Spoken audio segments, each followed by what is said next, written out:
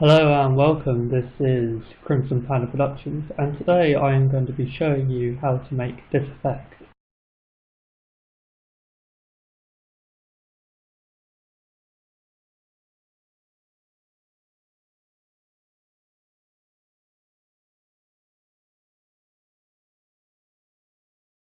Okay, so first things first, let's take our footage and drag it in to make a new composition. Now, I'm just going to rename this tutorial so I know which one it is.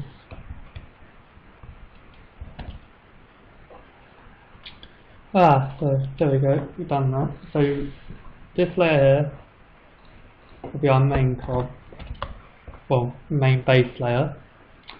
So first things first, let's just choose the right spot, trim it down, that looks alright there, and let's get me where I'm not in the shot, there we go. First that. Right, first thing we want to do is get this ice layer and drag it on top. Right, first thing to do, set the screen, set it to a 3D layer, and rotate it till we get it on the right playing field. Well, right sort of level as the table itself.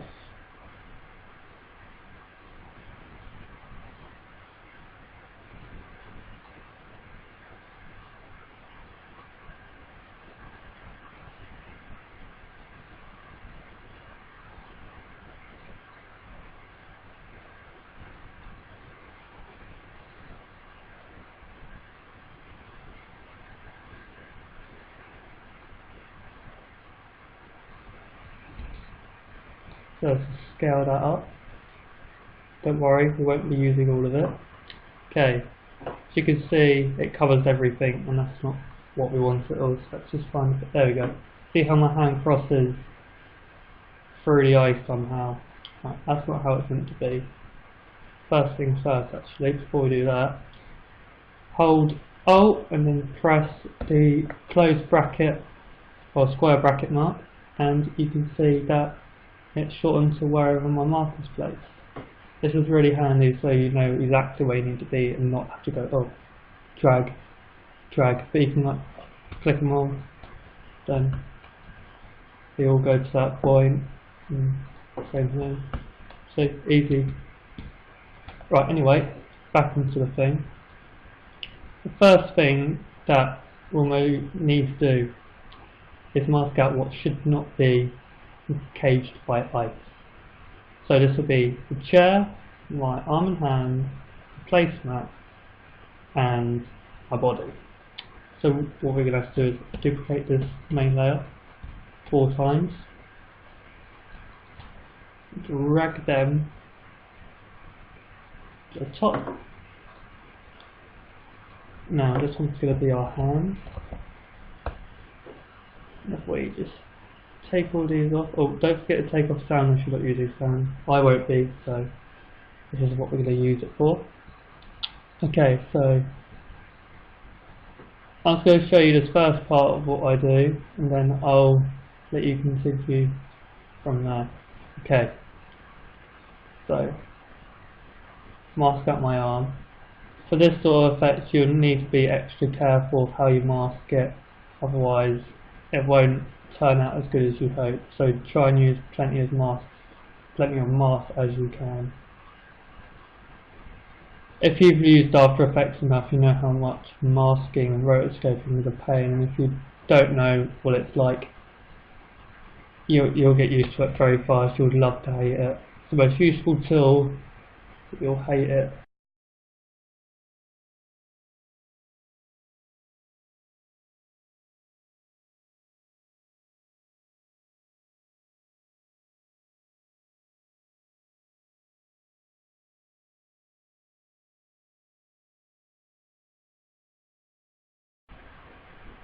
Now you can see that my arm is now above the ice, which is what we want.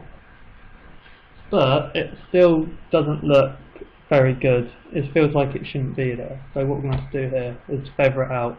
I'll say between 5 and 10, so let's go with 10. Now that gives it a nicer look. Well, I think so anyway. Right, I'm going to finish with the rest and we will come back to when we're all done. Okay, so I'm back. We've now finished masking everything. So let's go to our ice layer. And what we need to do now is animate it coming out as an ice layer. So what we're going to do is go to the start of this layer, just find the point where it turns on a second. There we go. Now if we zoom in to where my hand is, it's not the best looking thing in the world, but you know, I've got the equipment and expensive cameras to do it. Well, unless I go places. Now we just want to mask out a little tiny circle. Oh, wrong layer. Sorry. Go to this layer. Then sorry, my laptop is not the best computer to use, but it's the only one with After Effects on it. Now, feather this out to a good 125. So it leaves this, so it doesn't look too discreet, or it actually looks more discreet, like it actually is meant to be there. Now, we go into we click our ice layer again and press N. We can bring up the mask path. Now, to start off, we are going to take the time, stopwatch here, and I think I might add a few more points so we can animate it in a more of a frosty way instead of a terrible way. Right, so let's go forward about 2-3 seconds into it and animate it accordingly.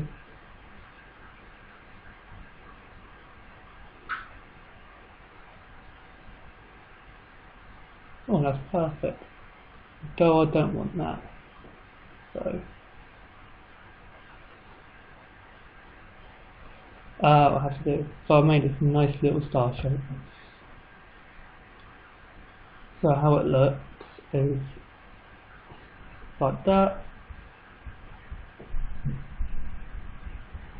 And it begins to go out little by little. But let's extend that, mask a bit more by selecting these 4 here, dragging them down, and these 2, dragging them out, these 2, dragging them out, do the same to the top, drag these 5, drag it out,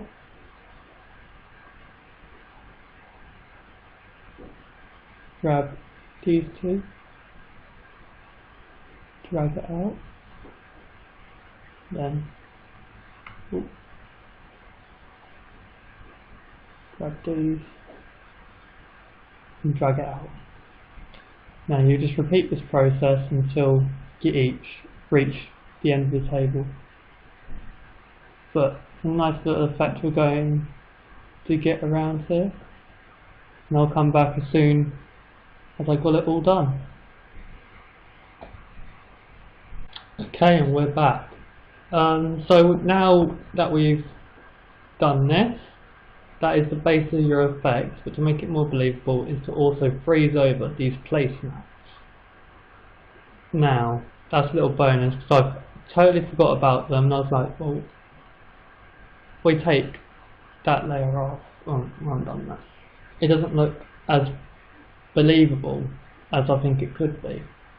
So what I'll do here is duplicate it, which is Control D,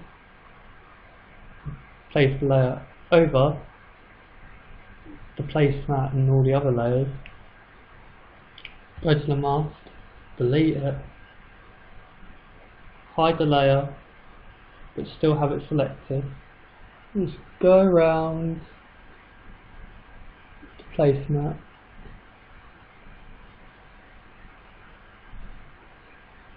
now the bad thing about this is the fact that at one point my body moves from the shot.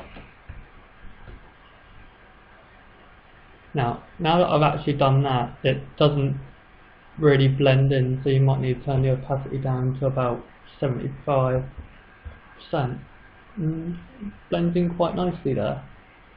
It's got the right shadows and everything.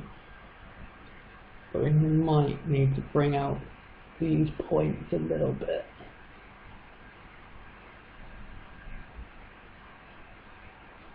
And you would have to animate these as well, otherwise it won't be very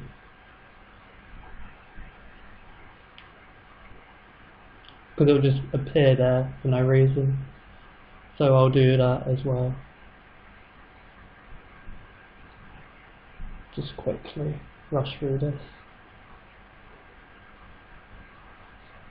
Well, there we go.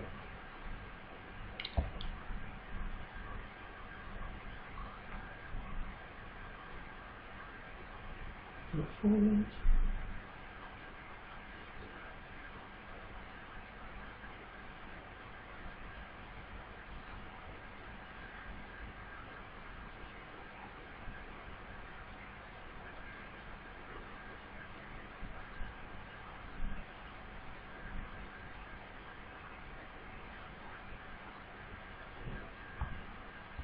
That's just a little piece of garbage masking right there for the way. But that's the general idea of it. Now all that's left to do on this is to colour correct it. Now how I colour correct is I have an adjustment layer, I add curves,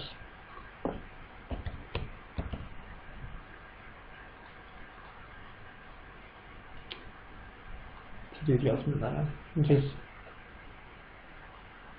bring this down and lighten that up, not too much. I don't want to make this too dark either, just little subtle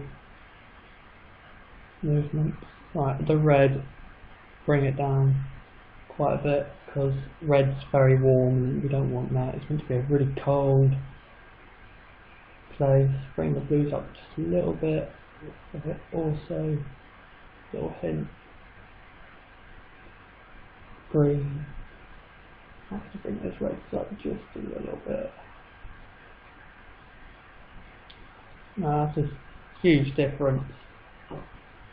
Sets the scene a lot more than how it was before. And another thing to do is add a bit of levels to it.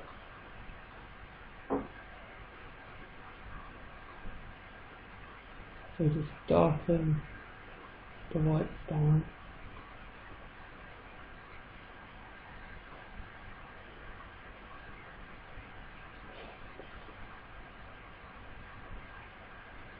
I kind of think level's the best idea for this actually. Don't open everyone. I don't really use levels at all.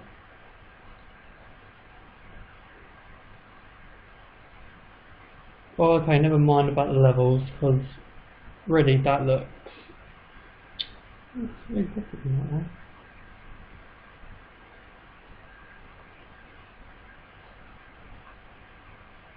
Well, this one's much better than this one, but then again, this is a tutorial and I'm not trying to rush it. But that's the fire effect. That's how you do cryokinesis. Yeah, like I said before, you'll need to do a bit of roto brushing, and you'll love to hate it if you were to use an image like this, so make sure you plan out your shots before you do it. I planned out the whole hand thing. I did not plan the placements though, so you have to be careful of every bit that's being filmed, otherwise it will go wrong. So that was that. I hope you come back again. So please leave a comment, click like, and maybe subscribe so you can get more videos and visual effects and stuff like that. See you guys later. Bye.